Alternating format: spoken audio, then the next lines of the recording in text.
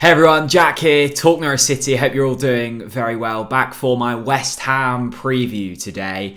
Norwich City at home, back at Carrow Road this Sunday, 2 o'clock, against Europa League semi-finalists West Ham United. Once again, a massive thank you to BetMate. They are sponsoring this video and the match previews to the end of the season. I caught up with Chris, and these are our teams for this week. Right, time for our BetMate predictions. Now, Chris was incredibly confident last week. He was speaking like he was going to beat me. He didn't, obviously. And a big well done, actually, to Ian Gabelli, who won the BetMate league last week. He picked up for himself a nice little 25 quid, and 5 other people won money as well. Now, because of that, Chris has been demoted to what looks like a call centre. Mate, I'm just at work at the moment, but just dedicated to the TNC game. Thought I'd pop on. I kind of look like I look like a really shit DJ in these headphones, don't I? But mate, it's the things I do for the great people of Talk Norwich City at the end of the day. Absolutely. Now you need a big week on BetMate. You had a stinker last week. It's West Ham up at Carrow Road this weekend. And let's run through your team. Who are you going for? Well, first of all, mate, I actually think that West Ham are going to come into this. I know we're crap, but they're going to come into this really running out of steam. So I think it's quite likely that this is going to be a 0-0 or 1-0. So therefore, I think I'm going to go with Timmy Krul in goal. I think he's come under criticism recently, but I still think on his day he's an absolutely brilliant GK. You know the score, mate. You'll never beat the Hanley. He's got to be chucked in there, isn't he?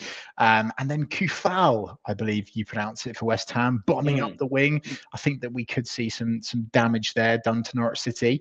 Of course, in midfield, for me, it has to be West Ham players. Bowen is absolutely on fire at the moment. You know how the song goes. And also Declan Rice. I mean, where do you begin on him? Quality player, can pull strings, can get assists. Up front, what really petrifies me going into this one, Jack, is Antonio, of course, a man that scored 4 against us, I believe, last time he played at Carrow Road. I think that was when he did one of his dodgy cellos as well. So I'm really scared of Antonio. And to be honest with you, Jack, the reason why I've put Pookie in is because on BetMate I have to select a certain amount of Norwich players. If not, I would probably go for another hammer. Okay, well, that looks fairly strong. I'm going for a similar team to you this week, slightly different. I'm going with Fabianski in goal. I think we're just struggling to score goals at the moment. I've gone for Kufal and Hanley as well. I think Hanley's actually been one of the standout performers this season. Much like yourself, Chris, I've captained Jarrod Bowen. Now, he was excellent when we played them away from home. I think he scored twice, hit the crossbar, hit the post. Yeah. I fear him against our defence, I must say. And it's worth noting, captain, I think, gets double points on BetMate. Vice captain gets 1.5 times the points. So pick wisely with those decisions. I'm sticking with Dowaldinho. You absolutely love Dowaldinho, don't you? You lap up the Dowaldinho. I back him when it matters, Chris. Unlike you, who bigs him up and then doesn't use him. You know. I know. I'm loyal. I love Dowaldinho. He did miss a sitter at home last time out, didn't he? So. Well, he'll score this time. And yes, good words. Similar to Chris, well, same as Chris, Antonio and Teemu Pukki up front. I don't think there's too many goals in this. West Ham have a massive game in the Europa League against Frankfurt on Thursday evening, so that's where their priorities lie. It's unlikely they're going to get top 4 or top 6 this season. So, a big game, and I'm looking forward to it. Although I must say, I just texted you, Chris, I thought this was Saturday. So I'm working Sunday, so I need to try and work stuff out now. Sacked in the morning. You're getting sacked in the morning. Sacked in the morning.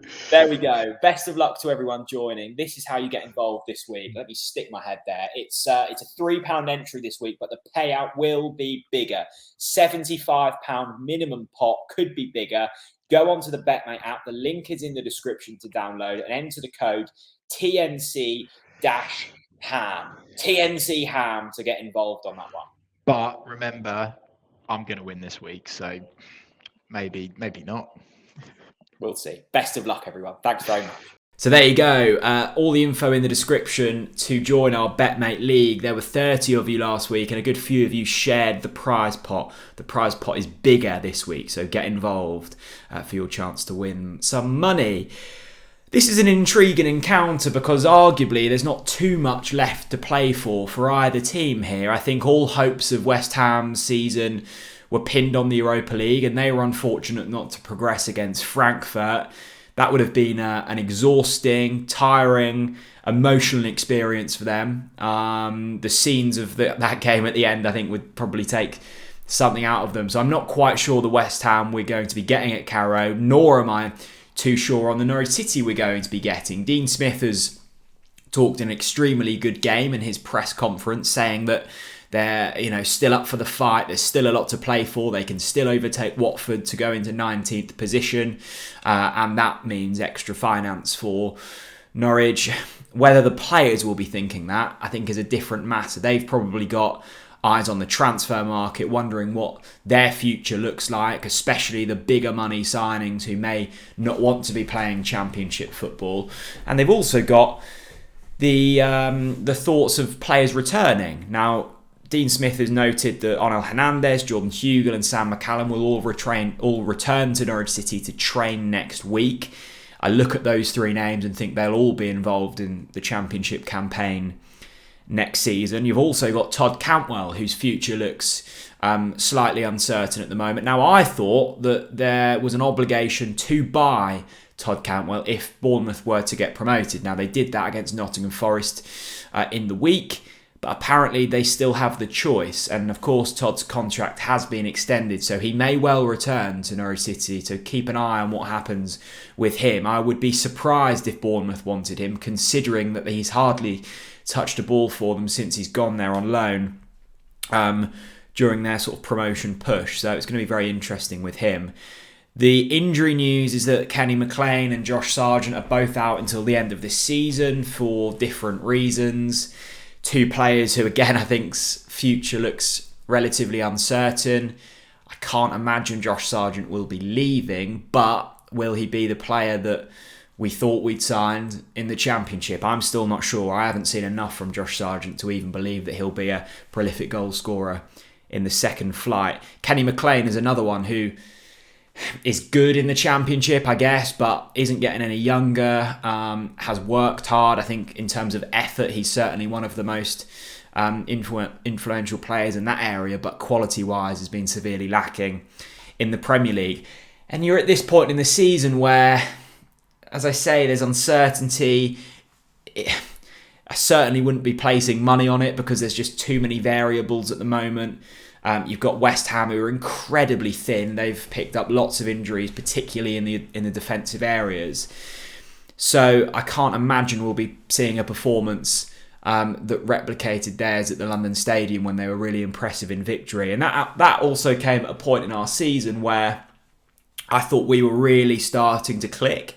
That was the game I watched Adam Eder in that kind of front four that we were playing with Pukki, Rashica and Sargent. And I was really excited. And then I don't think we saw Adam Eder from that point on due to his injury.